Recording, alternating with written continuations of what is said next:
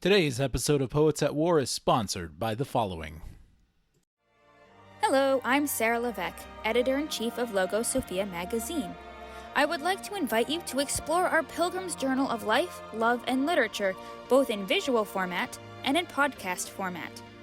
Our goal is to help bridge the gaps between different Christian denominations and traditions. Please visit our website at logosophiamag.com to read or listen to stories, articles, poetry, and more, all for free. We look forward to journeying with you.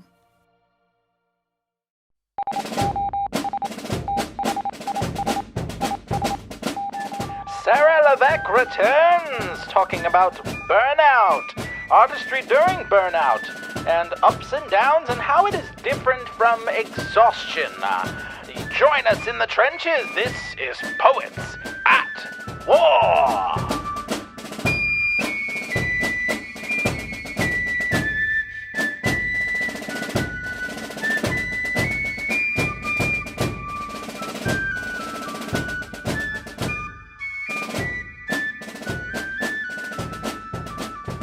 So, our topic that we had decided we were going to talk about this time, and we don't have to launch right into it, but throw it back out there for our remembrance, is a Christian approach to burnout, basically.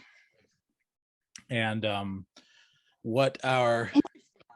You forgot Continue. about that, huh? Well, I had it on a different angle, but that's okay. Continue what you were thinking. Okay, I definitely want to hear Okay. what you were thinking it was / what we had talked about or whatever briefly. But I mean, it's one of those things that I hear so much from the secular end of things, and the love yourself, blah blah blah. You know, the super really hippie kind of stuff. And then there's me being particularly Protestant. You know, we're like OG Protestant. The Presbyterians were right there with the Lutherans, and the Lutherans go, "We were first, stop saying that." And we're like, no, we were right there, come on now. It's one of those things. But like the Protestant work ethic is a thing, right? Like people talk about that all the time. And so to me, the Protestant work ethic made America what it is, even for the Catholics. Right, exactly. And for Jews and Muslims and everybody else. Yeah, like it's just one of those things. And so like I think that's kind of being pushed against in our culture with a lot of other stuff. It's being lumped in with sort of the, white people are horrible, people in general are horrible, let's stop populating the earth, all the other kinds of stuff that gets thrown into that. And as a result, I think a lot of people approach burnout as, oh, I'm not having any fun anymore, I need to stop. And that's kind of what I like to push against, because I'm one of the first people that says I have to ride the waves of life because of my ups and downs and the way my personality just goes all over the place, and I get really hyper fixated on this side or the other. But I find my problem is not downshifting, my problem is upshifting. And so I tend to push pretty hard against people who go real hard on, oh, you gotta avoid burnout at all costs. I'm like, no, it's better to burn out graciously and deal with the burnout in a calming way and get back into the upshift as hard as and as quick as you can. But that's the way I think about it. I'm not saying you need to burn out every time or that should be the goal, but I'm saying you should definitely be flirting with that line more, and then you should be ready to upshift out of your downward motion, it's instead of planning for I don't know, maintenance. Okay, well, I have 2 to 3 questions, possibly more. You know me and my questions. First of all, are we already recording?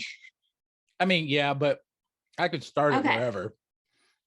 Yeah, I just wasn't sure because look, there is a button in the corner, but it's blending into your curtains. My second question is a quick question, because you were talking about Lutherans versus Presbyterians. Who do you claim as your kind of Reformation father? See, we don't really. That's the thing. We kind of claim everybody in a sense. Presbyterians are very, very ecumenical. They don't get enough. Modern day are less so, but Presbyterians, especially the originals, were way more ecumenical than most people. They believe in the small C Catholic. You've probably heard that before, right? Yeah. So we're definitely small C Catholic. Like we believe, like, if you believe in Jesus Christ and are resting upon him for your salvation alone, like, you're probably going to heaven as far as we can tell humanly, right?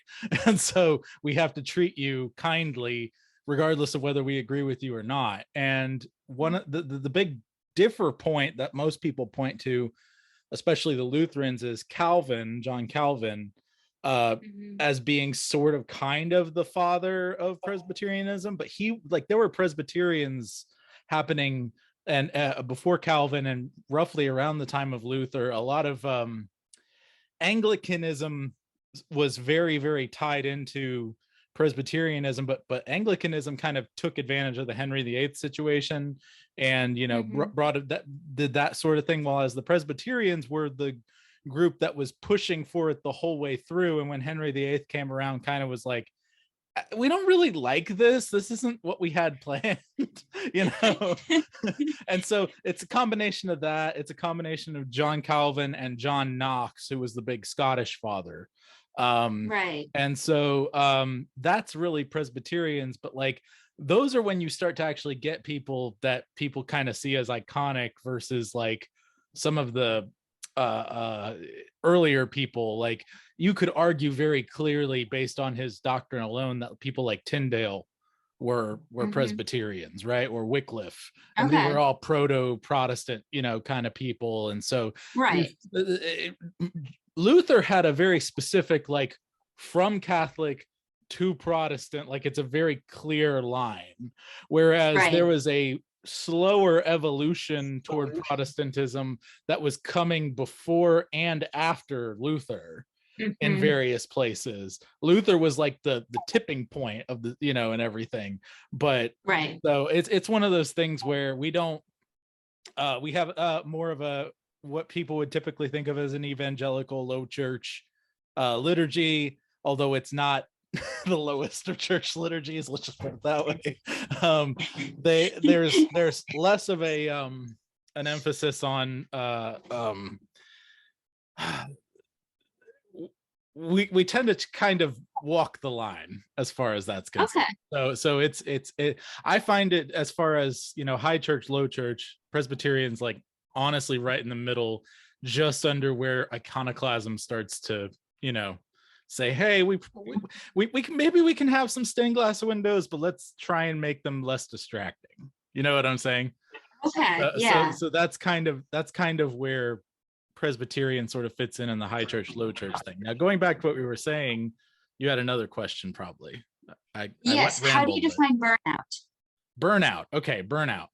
I define, because you said that sometimes it can be like an okay thing, or even maybe a good thing. Right. And okay. You just have to get through it. So, but what do you mean when you say burnout? When I say burnout, I'm talking from personal experience. I have such a, I don't want to say unshakable or something like that, but I have such a, like, staunch, like, this is what I was made for. This is what I'm going to do. Vocational, right, a vocational, sort of calling, right? And so for me, burnout would not mean that I don't want to do the thing anymore, because that's near impossible, just given the way God's made me to be, right? What burnout for me is, I cannot do it anymore. I am going to hurt myself if I continue further than I'm already hurt myself if I have. So I'm hurt but not injured, so to speak. And when I say hurt, it could be mental, it could be physical, it could be a combination, whatever. It could be sleep, it could be all kinds of things. But if I hit that point where I can't go any further, I know by providence that I shouldn't go any further. So, like, to me, like, hitting that point, a lot of people, I think, would consider that burnout. I consider it like the very beginning of what people would call burnout, right? And so I'm saying if I hit that, or I have to go a little bit beyond to hit a deadline that's actually really important, as opposed to just something I made up myself arbitrarily, right? Like, if people are counting on me, like, that's okay. And if I hit that, and as a result I'm out of commission, maybe for a day, Like I can Mhm. make that calculated decision, and as a result have a gracious, even though I want to work, please God, let me feel better so that I can, like, I have that problem sometimes, but I'm learning how to say, okay, I did enough. Let me just Yeah. sleep for a few hours. You know what I'm saying? So, but that's different. You know, in my circles, there are some of these guys who are David Bonson and Darren Doan are two of them, and they Mhm. push really hard against this idea of burnout. And they're like, you should be consistent and you should be pushing forward and you should be doing as much as you can, because you don't know what life's going to bring next. And if you really do believe in your work, you shouldn't hold back. You know, it's the kind of the Alexander Mhm. Hamilton, right? Like you're running out of time, right? You know what I mean? So, but yeah. So third question. That was the third question, I Okay. think. Okay.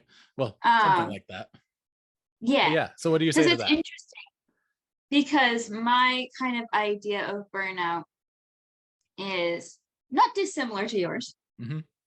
but mine's more along the lines of um, even though this is what God wants you to do, kind of a thing, even though you have that in mind, that vocation, like, okay, that you're just like, ugh, I just can't today. So yours sounds more like maybe more of a physical thing, like maybe you need sleep, maybe you need whatever.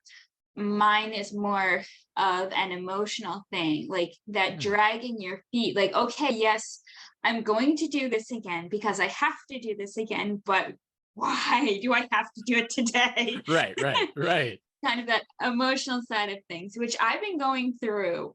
I was going through that a lot, kind of, I don't know, in April or something. And part of what I needed was a paradigm shift in my head. Just like, oh, wait a minute. um, but it's that you don't want to get to that point. Right. So it my idea of burnout seems beyond your point of burnout. Well, this also is like a vocational thing too. I know you're probably Right. talking like, you know, you're teaching and whatnot, but I don't know if you would consider that one way or the other like your calling. You might, but I'm saying like what you're describing is something that I've experienced more when I was in um my, how do I put this?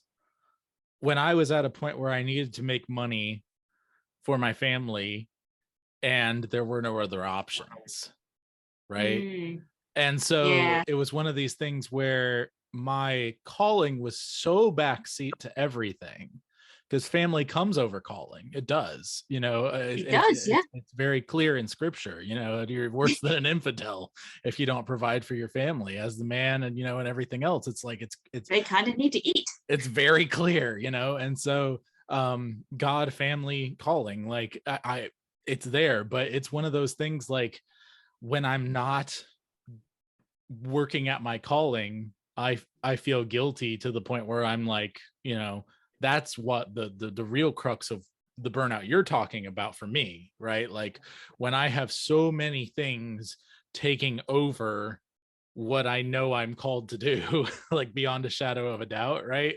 That's Uh-huh. when it starts to get like, so I understand like being overwhelmed with things that seem either unimportant or even mundane. What's the word I'm really looking for? Like repetitive, Yeah. menial, right? Things that seem Yeah. really menial. But like to me, that's not burnout. That's, I don't like menial work. You know? Right? That's me. But like I have no problem saying I don't like menial work. I know some people who love menial work, who would love to just have and I had a good conversation in my Blessed Beards group with a guy named Mataniah, and he um does not have a real strong vocational feel and calling, but he wants to work for his family and provide for his family, and he enjoys doing certain things that are repetitive and, you know, whatever else, and he loves his job. He just got a raise. Thank God. He was having to possibly look for another job, but he was dreading having to look for another job just because like he's happy doing what he's doing and he can't justify it, you Yeah. know, and it's a menial thing. With me, like my brain, the way it functions, if I'm constantly doing the same thing over and over and over for 8 hours a day, I'm just in purgatory, man, for the Catholic episode, right? Like I'm just repeating the same thing over and over. God help me, right? Like if for real, Right. it's what it's like. And I know that's not everybody, but that's the kind of that's the kind of burnout I'm hearing. Is that kind of what you're Mhm. describing, or? Well, yes and no, because as a teacher, I do something different every day, but I also do the same thing every day. You get up in front of those kids and I try to get information through their heads. So for me, I guess burnout would be that point where you say, Lord, I know you put me in this place, but I really don't want to do this today. Yeah. So Yeah, I hear that. And if you're reaching that, obviously that's putting a damper on your calling itself, your relationship with God. Like that's not good. yeah. But I guess these are two different things. I guess we can call them two different things. Which one do you want to call burnout for the sake of argument? Well, which one is easier renamed as something else? Well, maybe exhaustion for mine. Okay. And that could be mental, that could be physical, because there's times I get to mental exhaustion too, where I've been working on the same project for quite a while. It's a very detailed project. I'm really in the weeds on something and I'm starting to make mistakes, that kind of a thing. Yeah, get that brain fog a little bit. Yeah. And I have to pull back because I know I'm not being efficient otherwise. To me, that's an exhaustion period, and I have to pull back and play some Mario or something, right? Like I feel like very tied together though, your exhaustion and my burnout, because where yours is more of a physical, okay, I need sleep or I need whatever, and mine's more of an emotional, I need something besides this. Right. I think they're both answered. They're both I guess answered works, or kind of cured in a sense. Not quite the word I want to be using, but I can't think of another one. But kind of by the same type of leisurely actions. Yeah, definitely. And leisure, I definitely don't want to go against leisure by any stretch. I do think that God does gift some people with vocations where it's more leisurely than others, and that can be a pitfall as well when you're not spending time with your family and taking in the roses and everything else. But like I said, I find the function of sinful man to be more on the downshifting too early than upshifting too early. You know what I mean? That's what I find anyway. I don't know about you. I think it depends on the person. That's true. Because there's a lot of people like us that are just go. Right. Like, oh look, I finished this project. That means I can move on to this project. Oh look, project B is done. Let's move on to project C. Right. You've got this whole list of projects and you're like, oh, that looks so good. They're all done. They're all perfect or close enough to perfect. And you're like, okay, what's next? And you're like, oh, wait a minute. I haven't seen my family today. Maybe that's just me. right. No, I've had the same thing, and Casey has to pull me away for some of that. But like, it's a thing where I'm able to share most of it though. That's something that we've been working on, and something that as the kids get older, they can more directly participate in what I'm doing. And that's something that I'm really excited about, because that was my father with his DJ business and everything. At 11 years old, I started going to elementary school DJ jobs with him, and learning how to mix music and stuff like that and everything else. And it was wonderful. And sometimes I get paid and sometimes I wouldn't, depending on how hard times were and everything. And I was good with it because it was super fun and a way to spend time with my dad that was better than just sitting and playing Mario Kart, right? Like we were actually serving somebody, right? Yeah. Of course, your family dynamic is hugely different than mine at the moment, because you have, your own family, you have your wife and your kids, whereas I don't have that sort of dynamic. Right. My family is my parents and my brothers and their families. But it is interesting how much our lives are driven by work. Mhm. And yes, work is important. Don't get me wrong, work is important. I mean, we were made to tend the garden, so that's theologically Right. very important. But yeah. Yeah, but we were also made to stop and, as you said earlier, smell the flowers. Mm-hmm. Yep. And I feel like a lot of people today don't understand that. And they work themselves to the point of exhaustion, to the point of burnout. And they're like, well, why? Why am I here? Why am I doing this? Why am I at this point? Right. And because it's one thing, I would say, to work yourself to exhaustion. It's another thing to work yourself into burnout when you can potentially prevent it. Right. By doing leisurely things and just getting out.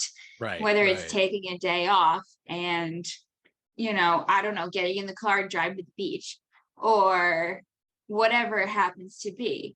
Right. If you need that time. I was teaching my kids about this stuff. So I was teaching high school, and the unit we were talking about, because I was teaching Catholic social teaching, and that's got 7 basic principles. And the 6th principle is dignity of work and rights of workers. And of course, one of the rights that we as workers have is the right to a break. So this was very Holy Spirit led. The Holy Spirit said, okay, you got to teach these kids about leisure now.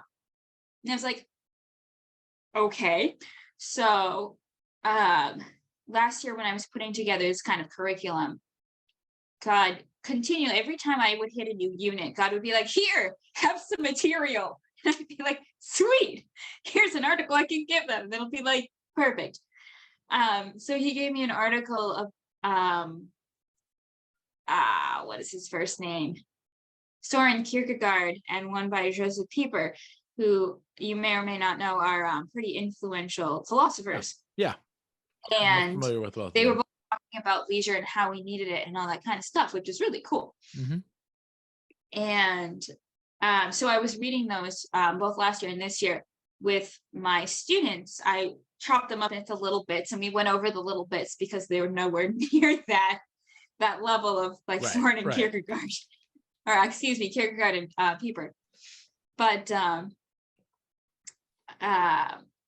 for homework, I had given them for the weekend. I was like, you have homework this weekend. And all my kids like, why?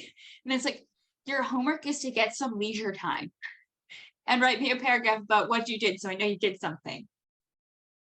And those paragraphs, both last year and this year, are just so rewarding.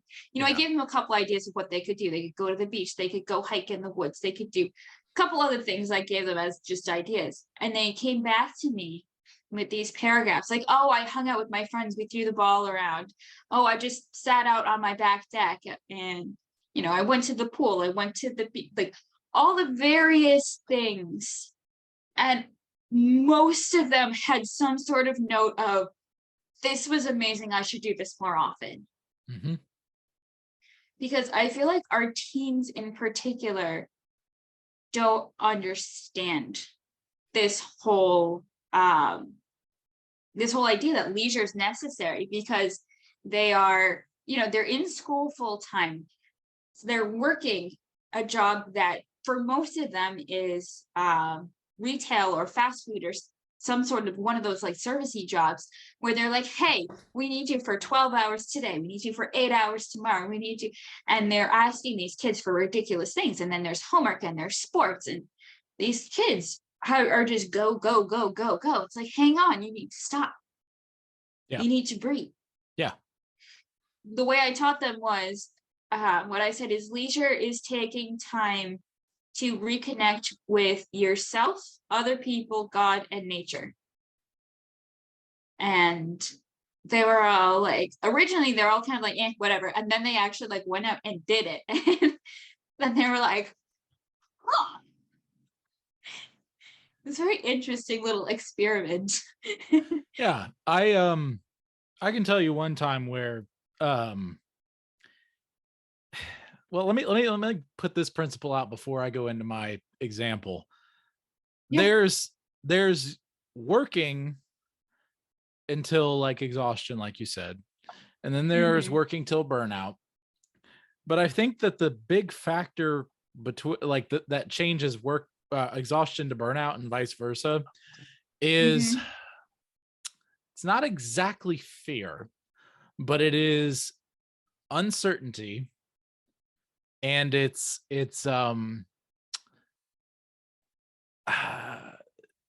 is what I'm doing actually worthwhile? Is it actually serving a purpose? Mm. Because if Okay. anyone feels that it isn't serving a purpose, then the work really actually becomes menial in the true sense of the word, no matter if you love it or not. Mhm. That goes for leisure too. You can leisure yourself Yeah. into burnout. You can leisure yourself into exhaustion. You know what I'm saying? Like you could do either one, but you can Mhm. leisure yourself into exhaustion. That's rewarding, right? Yeah. Like, yeah, if you're playing a ball game for 18 innings and you win at the last second, like so like that's it. That's fun. But like if you're doing Absolutely. leisure, waiting for this epiphany moment, right? Like Mhm. and never get it because God's purposefully giving you the silent treatment to get it through your thick Yeah. skull. You see what I'm saying? So I'm gonna Uh-huh. tell a brief story. I had this dream when I was going through something similar to your students back when I was a teenager. I was playing football, working anywhere between 15 and 30 hours a week at Publix. I don't know if you know Publix, but it's a grocery store sort of situation. And Mhm. in and out of air conditioning the entire day. So I was, having Oof. sick stuff because of that, in hot weather. Right. And then on top of that, just weekends we'd have DJ jobs occasionally, whatever, have a football game on Friday, all that other kind of stuff. The practice 2 or 3 times a week, schoolwork, Yep. everything. It was intense, and I was so absolutely burnt out that well, I had a specific moment that it happened because you remember Sobe drinks? No, I don't think so. They have a lizard on them. Anyway, they usually did not have caffeine. Like 90% of them do not have caffeine. I got one Uh-huh. before a football practice one time, and it apparently had caffeine. And I crashed at the very end when we were doing. They always saved up for the very end because they wanted to really drill in for cardio stamina, what they call gassers or wind sprints. You familiar with the term or Mm. no? No. Okay, it's It's never a sporty person. the half length of the football field, right? Not the full length, but the Ooh. half length. Mhm. Up and back, full sprint. Ugh. Up and back. Then you get like a minute rest, up and back, and you do like 4 or 5 of those, right? Oh. Yeah, and they do that at the end of practice when everyone's already tired to build stamina, Oh right? golly. Yeah. So I crashed, had a full on caffeine crash during gassers. I felt like my head was going up into the clouds and my feet were sinking down into quicksand. And Ooh. yeah, it felt like a drug trip. I fell over on the sidelines and everything, and they tended to me, whatever, and I was resting and it was fine. They knew I was fine. It wasn't any like I wasn't in any danger, but it was scary. And that night I had a dream, and the dream went like this. This is what I was really getting to. Mhm. I was I went on a sort of like a youth camp trip sort of thing. Okay. It wasn't Okay. my church specifically. It was this weird mishmash of people I've known from church and other random NPCs, throughout the years, right? Right, And because that's so what James do. right. And so we went to this like historic house that looked like something Dr. Seuss created, right?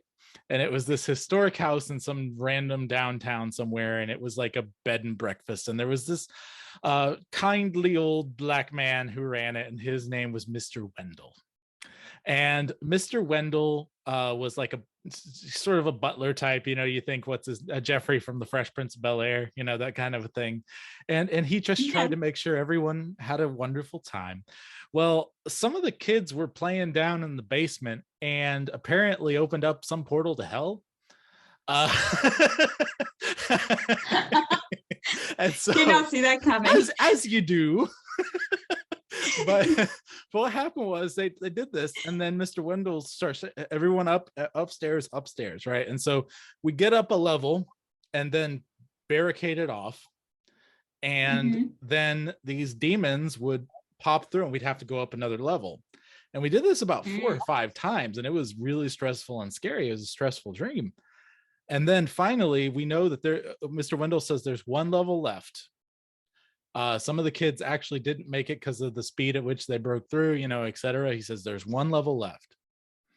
By the way, some of the people who didn't make it are people who I know personally who have apostatized. Anyway. So anyway, he says final level's coming up. He said, I'm not coming up with you. I'm going to take care of this. And we begged him not to. He hands us a walkie-talkie, shows he has the other one, right? And he goes. We head up, and it's the attic, and there's some skylights and stuff, and we're seeing daylight for the first time in a while.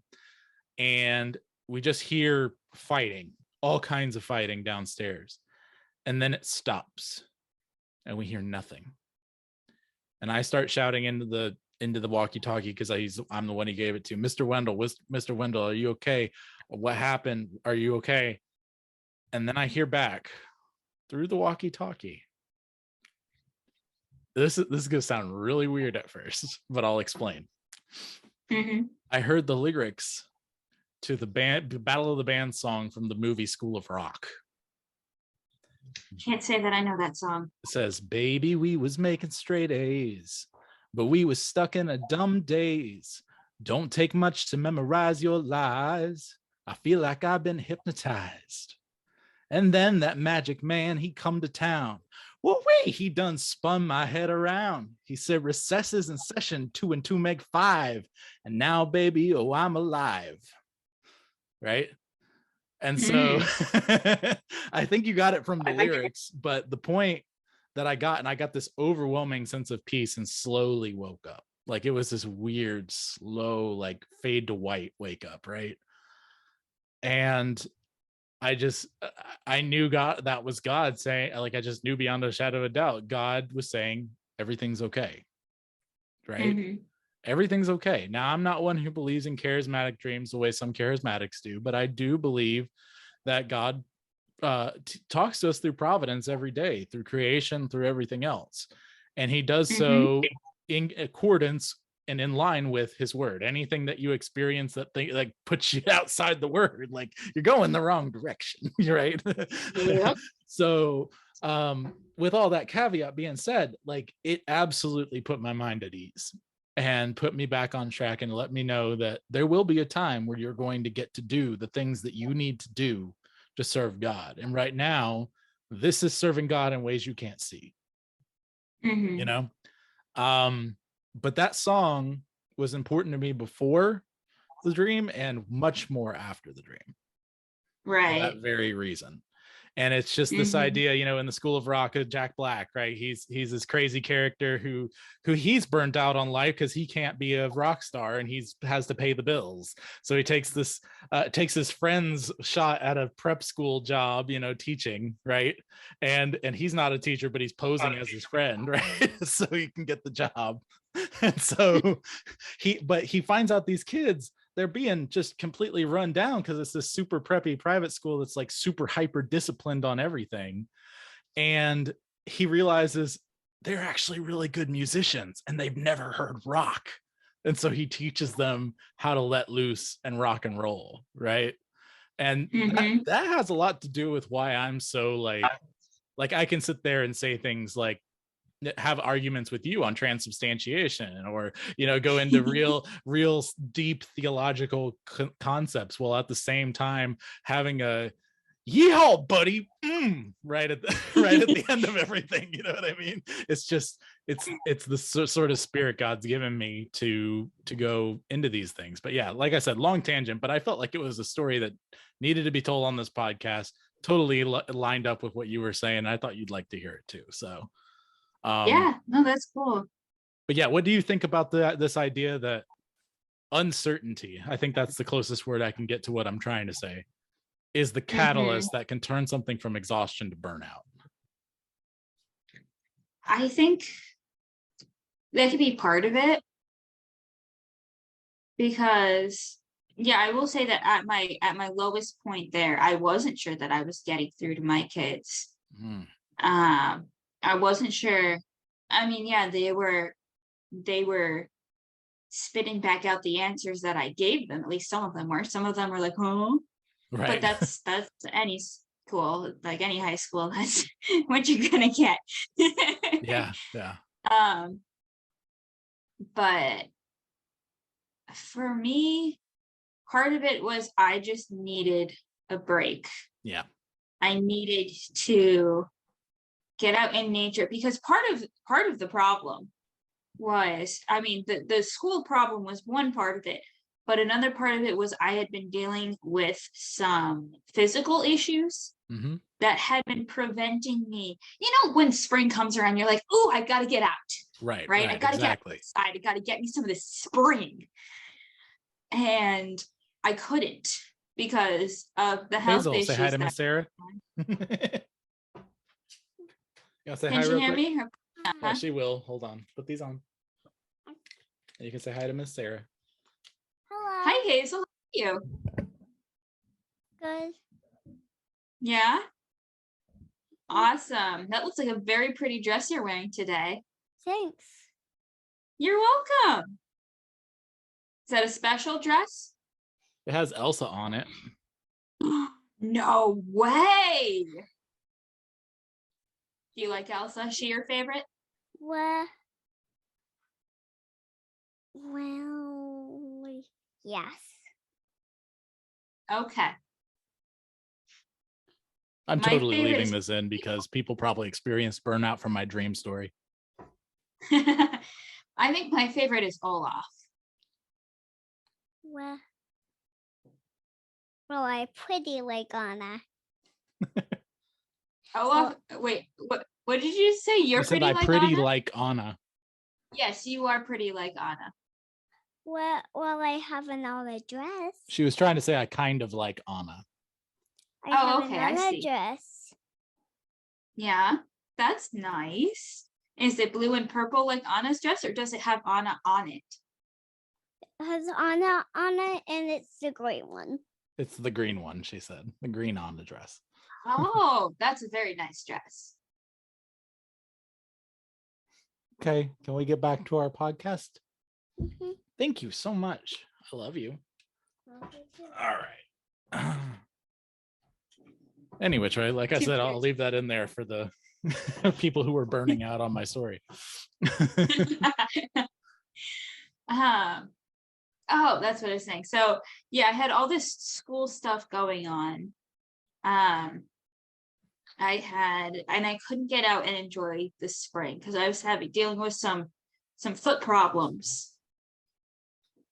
So, you know, you want to go out, you want to like take a hike, you want to do, you know, pull out a kayak or a canoe or something and go out on the water, but you kind of need your foot for most of that. You kind of need both of them in working order. Oh, Casey's had that. Yeah, The broken to get that foot. kayak, to get that canoe to the water. Yeah. So I was just kind of like stuck in that place. But I did get some time just to chill with some friends, and that helped a lot. And I did have some time to I had a parent come to me because I had needed to discipline her child. And the parent came to me and I slipped up and said something stupid and something that was not helpful. And she called me out on it. And so like the rest of the day, I was like, okay, that was wrong. And I sent her an email and I was like, okay, yeah, this was wrong. And I know that, and like, a whole apology and things. And like, really, this is what my goal is. Not this, but this is what my goal is. Right. And I was just thinking about it kind of the rest of the day, and apparently while I was sleeping, because that's a thing sometimes. And I woke up with this kind of new, like, okay, this is the wrong mindset. I've slipped into the wrong mindset. But the mindset where I need to be is this other thing.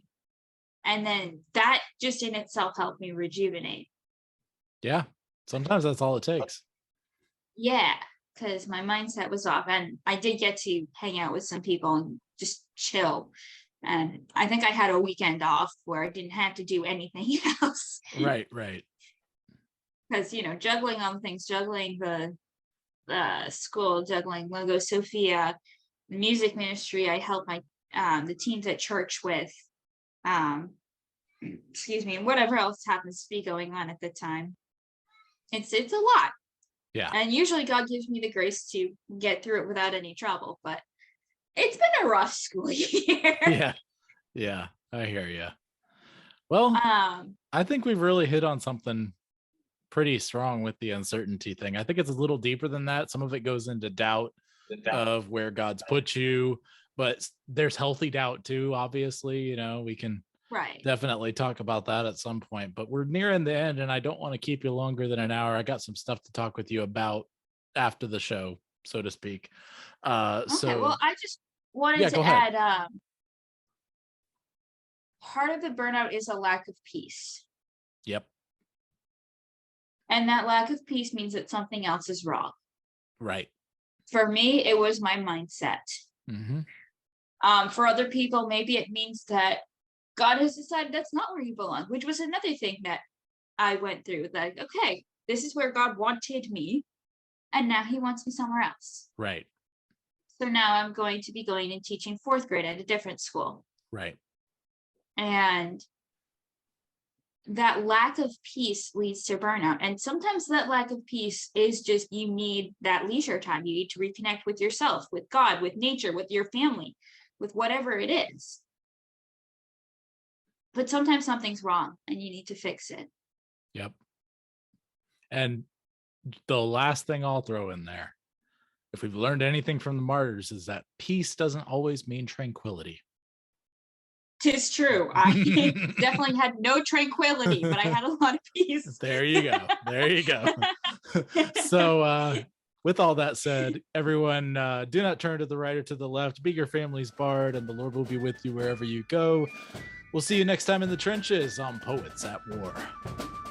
God of song, said the warrior bard, though all the world betray thee, one sword at least thy right shall guard, one faithful harp shall praise thee.